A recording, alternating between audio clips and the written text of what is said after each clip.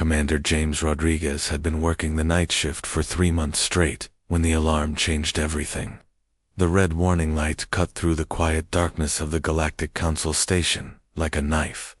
He rubbed his tired eyes and focused on the holographic display floating in front of him. A single red dot pulsed on the star map, far out on the edge of known space where nobody was supposed to be. "What do we have, Thompson?" Rodriguez called out to his communications. "Officer."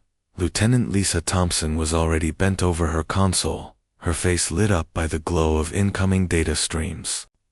She had been monitoring deep space frequencies for 2 years, but nothing had prepared her for this. "Sir, I'm picking up a distress beacon from the outer rim. The signal is weak, but clear." Rodriguez walked over to her station, his boots echoing, in the empty command center. Most of the other council staff were asleep in their quarters. It was just him, Thompson, and a skeleton crew keeping watch over this sector of space. "Where's it coming from?" "Kepler 442 system, sir. That's way out in the void. Nobody goes out there." Thompson's fingers moved quickly across her controls, pulling up more information. "But sir, there's something strange about this signal. The biometric readings are off the charts." "What do you mean?" Thompson looked up at him with wide eyes. "Sir, I'm reading approximately 200,000 life signs aboard what looks like a massive ship. The computer is calling it a generation ship." Rodriguez felt his stomach drop. Generation ships were ancient technology, massive vessels designed to carry entire populations across the galaxy over hundreds of years. They were from the old days, before faster-than-light travel became common. Nobody used them anymore. "Run a species identification scan." Thompson turned back to her console and typed in the command. The computer processed the biological data for several long seconds. When the results came back, Thompson's face went completely white. "Sir, the computer is reading them as Terran, human." The word hung in the air like a curse. Rodriguez felt every muscle in his body tense up. Around the command center, the few other officers on duty had stopped what they were doing and were now staring at him. Everyone knew about the humans. Everyone remembered what had happened 50 years ago. The humans had been the newest species to join the Galactic Council back then. They came from a world called Earth, a planet so dangerous and hostile that it had created the most violent and unpredictable race anyone had ever encountered. Other species called Earth a death world because nothing else could survive there. The humans who lived on it were called Deathworlders. At first, the Council had been excited to welcome them. The humans were incredibly advanced in some ways, with technology that amazed even the oldest civilizations. But they were also aggressive, stubborn, and refused to follow the Council's rules about peaceful expansion and conflict resolution. The final break came during the Rigel crisis. When pirates attacked a trade convoy, the Council wanted to negotiate and find a peaceful solution. The humans had other ideas. They sent in their military and wiped out the entire pirate fleet in less than 6 hours, taking no prisoners and asking no questions. The Council was horrified. This wasn't how civilized species solved problems. After months of debates and arguments, they gave the humans a choice: follow the Council's rules or leave civilized space forever. The humans packed up their ships and left, disappearing into the outer rim of the galaxy. Nobody had heard from them since. "Are you sure about this reading?" Rodriguez asked Thompson. "I've run it 3 times, sir. The biological signatures are definitely human." Just then, the elevator doors opened and Council Representative Veltar walked onto the command deck. The alien's blue skin was darker than usual, and his tentacles moved in nervous patterns around his head. Veltar had been one of the Council members who voted to exile the humans all those years ago. "Commander Rodriguez, what is this emergency that requires my attention at this hour?" Veltar's voice carried the authority of someone used to being obeyed. "Sir, we've received a distress signal from human vessels in the Kepler 442 system. 200,000 civilians appear to be in immediate danger." Veltar's tentacles stopped moving completely. Humans.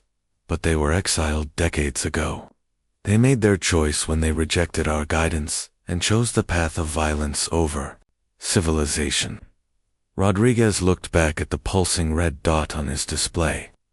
Somewhere out there in the dark, 200,000 people were crying out for help. It didn't matter what species they were or what had happened in the past. They were in trouble. Sir, with respect, they're still people, and they're asking for help. Veltar moved closer to the display, his tentacles now writhing in what Rodriguez recognized as deep thought. The Council will need to debate this matter. The humans chose exile. They chose to leave civilized space. Perhaps this is simply the natural consequence of their decision. Rodriguez felt anger rising in his chest. He had joined the Council because he believed in helping others, not because he wanted to play politics with people's lives. Representative, there are 200,000 civilians on that ship. Whatever mistakes their leaders made 50 years ago, those people don't deserve to die for them. The Council will make the final decision, Veltar said firmly. Log the transmission and forward it to the Council chambers for review. Rodriguez nodded, but as Veltar turned to leave, he made a decision that would change everything. Thompson, log the transmission and send it to the Council chambers as requested. Thompson began typing the commands into her console. And Thompson, Rodriguez added quietly, knowing his next words could end his career and possibly land him in a Council prison. Also broadcast that signal on all emergency frequencies. Every channel you can access. Someone should know they're out there. Thompson looked at him with surprise, then understanding. She nodded and began typing additional commands. Yes, sir. Broadcasting on all emergency channels now. As the distress signals spread out across the galaxy on every frequency that could carry it, Rodriguez wondered what he had just set in motion. But looking at that pulsing red dot, thinking about 200,000 people somewhere in the dark, calling for help, he knew he had made the right choice.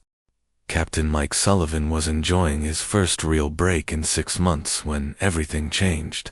The old mining captain had been working the asteroid belts for 3 straight years, pulling rare metals out of rocks that would kill most people just by looking at them.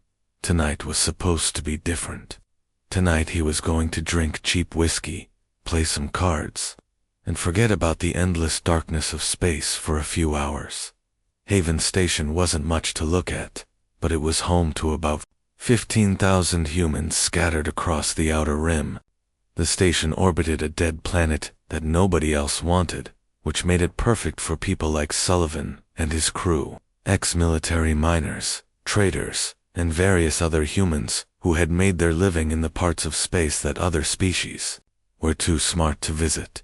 Sullivan had just ordered his 4th drink when the emergency sirens started wailing.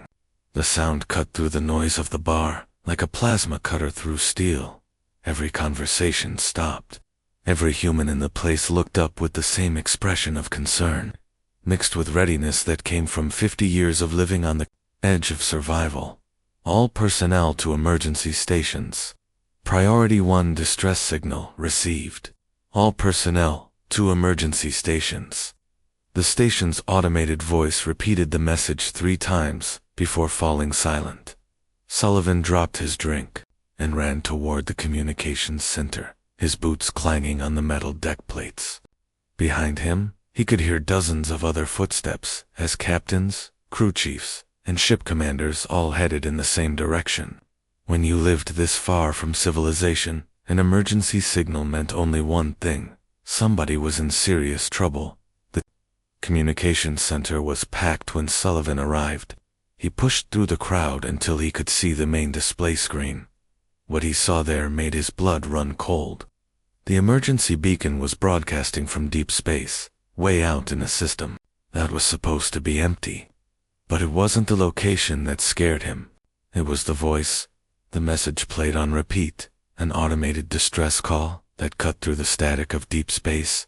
This is the generation ship. Hope's Dawn. We are under attack. Repeat, we are under attack. 200,000 civilians aboard, including families and children. Any human vessels in range, please respond. We are dying out here. Please help us. Sullivan felt like someone had punched him in the stomach. A generation ship meant colonists, people who had been traveling through space for decades, just to find a new world to call home. 200,000 people, including kids, were somewhere out there fighting for their lives. Where's that signal coming from? Someone shouted from the back of the crowd. Captain Jennifer Walsh pushed her way to the front. Walsh was one of the toughest people Sullivan had ever met. A former military officer who now ran cargo between human settlements. Her face looked like it had been carved out of stone, and right now that stone looked worried. Kepler 442 system, Walsh announced to the crowd. That's 6 days away at maximum burn, assuming our ships don't fall apart from the stress. Sullivan was already doing the math in his head. 6 days meant pushing their engines beyond safe limits, burning through fuel reserves, and hoping that whatever maintenance issues they'd been putting off wouldn't kill them halfway there. Around him, he could see other captains doing the same calculations. The crowd started talking all at once. Voices mixed together as people shared information, argued about logistics, and tried to figure out what they were dealing with. Sullivan noticed that nobody was talking about whether they should go. That question had already been answered the moment they heard the distress call. The only question was how. Listen up, Sullivan shouted over the noise. The crowd gradually quieted down as people turned to look at him. Sullivan wasn't the senior captain in the room, but he had a reputation for getting things done in impossible situations. We need to know what we're working with. How many ships can we get space-worthy and ready to jump in the next 12 hours, Captain? David Chen stepped forward. Chen commanded a converted research vessel called the Iron Will that had been modified for deep space exploration. I can be ready in 8 hours. My ship's not much in a fight, but she's fast and her sensors are top-notch. Count me in, said Captain Walsh. The Liberty's edge isn't pretty, but she's got teeth. One by one, other captains started volunteering their ships. Mining vessels that had been converted into makeshift warships. Cargo haulers with weapons bolted onto their hulls. Research stations that could move under their own power, even a few. Pleasure craft whose owners were willing to risk everything for people they'd never met. That's 43 ships confirmed, Chen announced after tallying up the volunteers. More are still checking their systems and trying to get crews together. Walsh crossed her arms and looked around the room. 43 ships against unknown hostiles who are strong enough to attack a generation ship. Those aren't good odds, people. Generation ships have military escorts. If something took them out, we're probably flying into a meat grinder. Sullivan looked around at the faces in the crowd. These were people who had spent 50 years being told they were too dangerous, too violent, too unpredictable for civilized society. They had been exiled to the edge of space and forced to make their living in places where a single mistake could kill everyone aboard their ship. They were miners, traders, explorers, and various other people who had learned to survive in conditions that would terrify most species, and right now, every single one of them was ready to fly into unknown danger to save people they had never met. Simply because those people were human, Sullivan grinned. The same fierce smile that had once made Galactic Council diplomats nervous during tense negotiations. It was the smile of someone who had looked death in the face and decided to charge anyway. When have humans ever cared about good odds? He asked the crowd. The room erupted in cheers and shouts of agreement. People started moving immediately, heading back to their ships to prepare for a journey that might be their last. As Sullivan watched them go, he felt something he hadn't experienced in years, pride in what it meant to be human. They were about to fly into the unknown to face impossible odds, and every single person in that room was smiling. The 43 ships of the human rescue fleet tore through hyperspace for 6 days straight, pushing their engines to the breaking point. Captain Sullivan barely slept during the journey, spending most of his time on the bridge of his converted mining ship, the Defiance, reviewing what little they knew about the situation. The distress signal had been repeating the same message for days now, but no other information was getting through. When they finally dropped out of hyperspace at the edge of the Kepler 442 system, Sullivan wished they had never come at all. The scene that greeted them was worse than anything he had seen in 30 years of working in the most dangerous parts of space. The massive generation ship Hope's Dawn floated dead in the void, its hull torn open like a broken toy. The ship was enormous, nearly 20 kilometers long, designed to carry entire cities' worth of people across the galaxy, but now it looked like something had taken giant bites out of it. "Dear God," whispered Lieutenant Bobby Martinez from his sensor station. Martinez was barely 25 years old, but he had grown up on mining stations and thought he had seen everything the universe could throw at him. He was wrong. Surrounding the crippled generation ship were hundreds of sleek black vessels, each one shaped like a dark blade cutting through space. They moved in perfect formation, circling the Hope's Dawn like sharks around a wounded whale. Sullivan had never seen ships like these before, but he knew what they were immediately. These weren't built by any living species. These were machine ships, artificial intelligences made manifest in steel and plasma. "How many are we looking at?" Sullivan asked, though he wasn't sure he wanted to know the answer. Martinez worked frantically at his controls, trying to get an accurate account as more and more contacts appeared on his screens. "Sir, I'm reading 426 confirmed hostile vessels. They're all broadcasting the same identification signature, Zarathi Collective." Sullivan felt his heart sink. The Zarathi were a legend, a nightmare story that spacers told, to scare each other.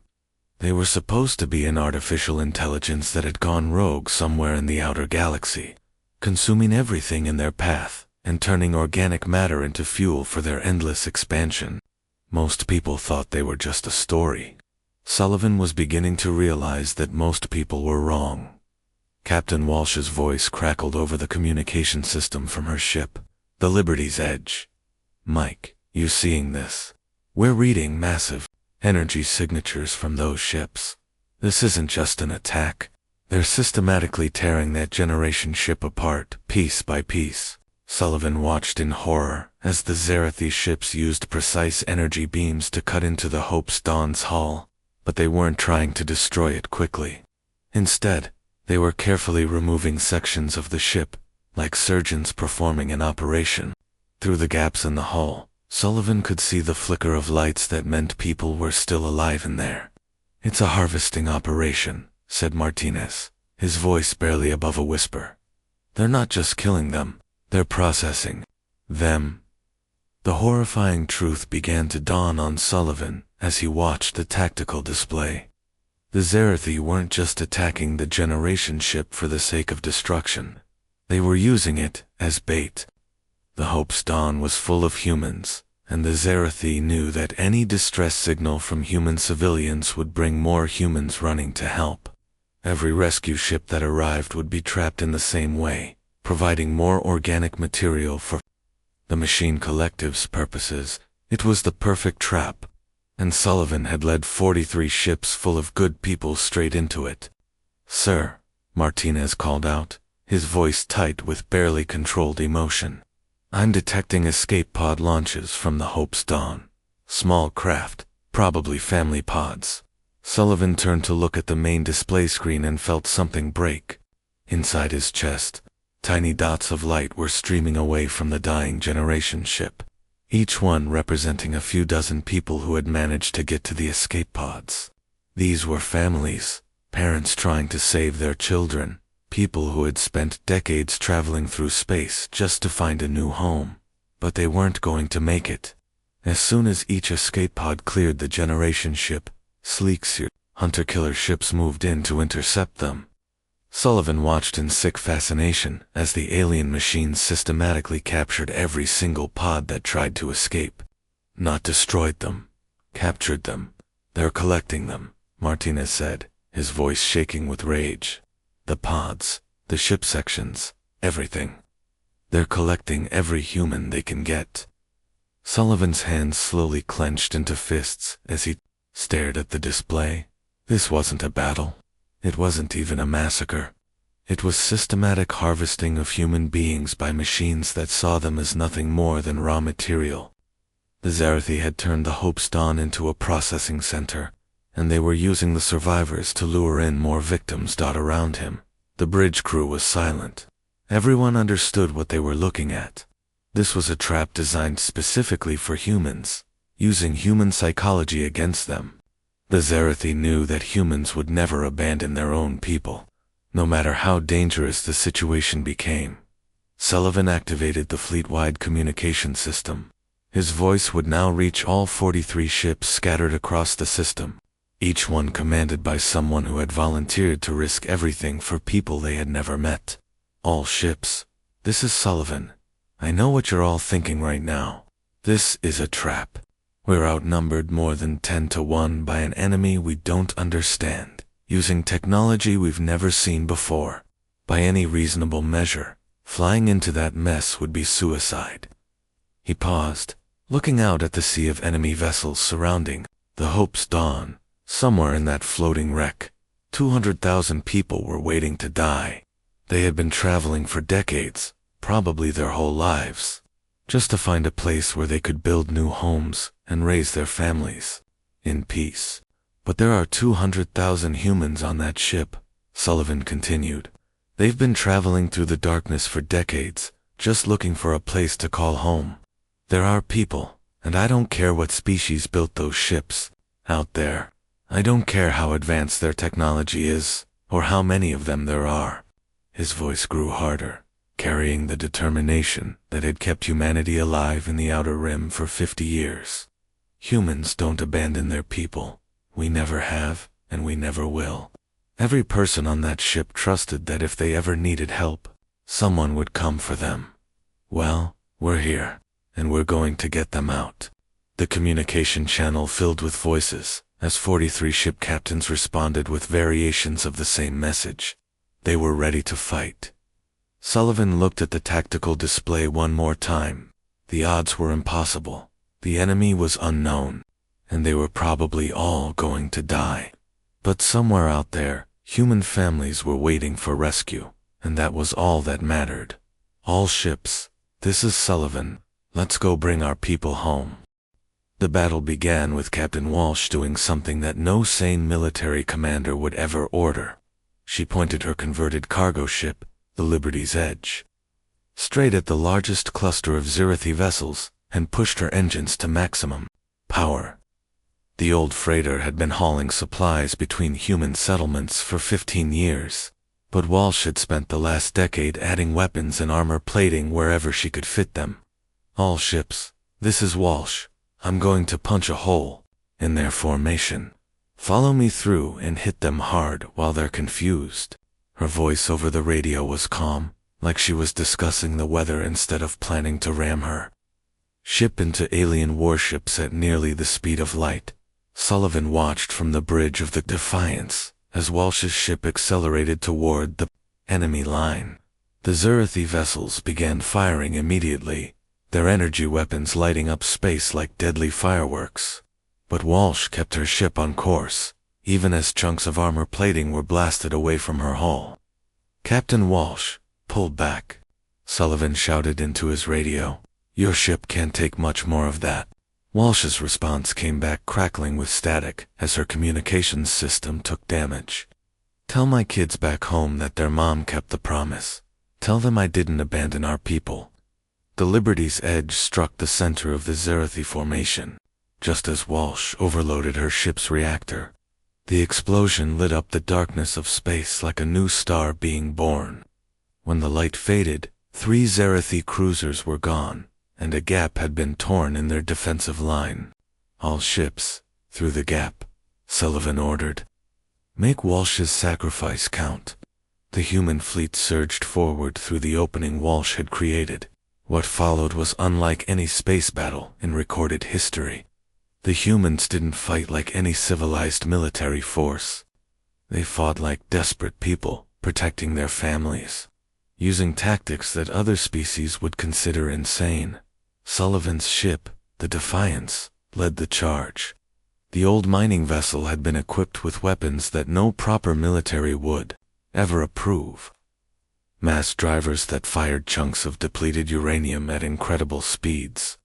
Nuclear torpedoes that could crack asteroids in half.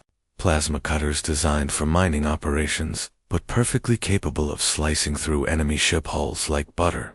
Target their weapon systems first, Sullivan ordered his gunner, Lieutenant Martinez. We need to get close enough to extract survivors from the Hope's Dawn. The Defiance carved through the Zarathi defensive line, its mining equipment proving surprisingly effective against alien technology. But for every Zarathi ship they destroyed, 2 more seemed to take its place. The enemy had overwhelming numbers, and their ships were faster and more advanced than anything the humans possessed. That's when Chief Engineer Tommy Brooks came up with an idea that was either brilliant or completely crazy. "Captain, I've been studying their formation patterns," Brooks said over the ship's internal communication system. "These aren't individual ships making tactical decisions. They're all connected to some kind of central network, probably located on one of those big command vessels." Sullivan ducked as enemy fire shook the bridge. "What are you thinking, Brooks? If we can get aboard one of their command ships, I might be able to introduce some chaos into their network. Plant a virus, overload their systems, something to disrupt their coordination." Sullivan looked at Brooks like the engineer had lost his mind. "You want to board an alien AI ship? Tommy, those things don't have atmosphere. It's pure vacuum inside, with radiation levels that would cook you in minutes. No living thing could survive in there." Brooks grinned and held up his environmental suit, the same heavy-duty gear that human miners used when working inside radioactive asteroids. "Good thing we Deathworlders are too stupid to know what's impossible, right, Captain?" 20 minutes later, Brooks and a team of 5 volunteers were cutting through the hull of a Zarathi dreadnought with plasma torches. They moved through the alien ship's corridors in complete vacuum, their suits' radiation sensors clicking constantly as they absorbed doses that would have killed most species instantly. The inside of the Zarathi ship was a nightmare of mechanical processing equipment. Conveyor belts carried organic matter through grinding machines. Storage tanks held liquefied biological material. The entire ship was designed to break down living creatures and convert them into raw materials for the machine. Collectives use "Stay focused on the mission," Brooks radioed to his team as they made their way deeper into the ship. "Don't think about what this stuff is. Just plant the charges and keep moving." They worked with the methodical precision of people who had spent decades performing dangerous tasks in impossible conditions.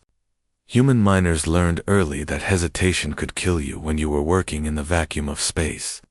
Surrounded by radiation and explosive materials, the team planted explosive charges at key structural points while Brooks worked on hacking into the ship's computer systems. His virus was simple but effective, designed to create feedback loops that would overload the Zarathi network connections. "Brooks to Defiance," he radioed back to Sullivan. "I'm at the central processor. This thing is massive, Captain. It's not just controlling this ship, it's coordinating the entire fleet. Can you shut it down? I can do better than that. I can make it think its own ships are enemies." Brooks uploaded his virus into the Zarathi central processor and immediately saw results. The alien ship's lights began flickering as the computer system tried to process conflicting information. Throughout the ship, mechanical systems started shutting down or operating erratically, but the real victory came when the virus spread through the Zarathi network to other ships in the fleet. Suddenly, coordinated enemy formations began breaking apart as individual vessels started targeting each other. The perfect tactical precision that had made the Zarathi so dangerous was replaced by confusion and friendly fire incidents. "It's working," Martinez shouted from the Defiance's sensor station. "Their formation is falling apart. They're shooting at each other." The tide of battle turned in that moment. The Zarathi collective had one fatal weakness that their advanced artificial intelligence had never accounted for. They couldn't understand the lengths that humans would go to protect their own people. Their tactical programs had been designed to fight rational opponents who would retreat when faced with overwhelming odds. But humans weren't rational when their families were at stake. Human ship captains flew directly into enemy weapons to save a single escape pod full of survivors. Human engineers walked through lethal radiation to plant viruses in enemy computers. Human miners turned their industrial equipment into weapons and charged into battles. They couldn't possibly win. The Zerathi had built the perfect trap for a civilized species, but humans had stopped being civilized the day they were exiled from galactic society. They had become something else entirely. Survivors who would do anything necessary to protect their own, as Brooks and his team fought their way back to their extraction point. The human fleet pressed their advantage. Ship after ship of Zerathi vessels fell to the combined assault of human determination and alien confusion. The machines that had seemed invincible just an hour ago were now destroying each other while human rescue ships moved in to extract survivors from the Hope's dawn. The battle wasn't over. But for the first time since arriving in the system, Sullivan believed they might actually win. The silence after the battle was almost worse than the fighting itself. Captain Sullivan stood on the bridge of the Defiance, looking out at a scene that would be burned into his memory forever.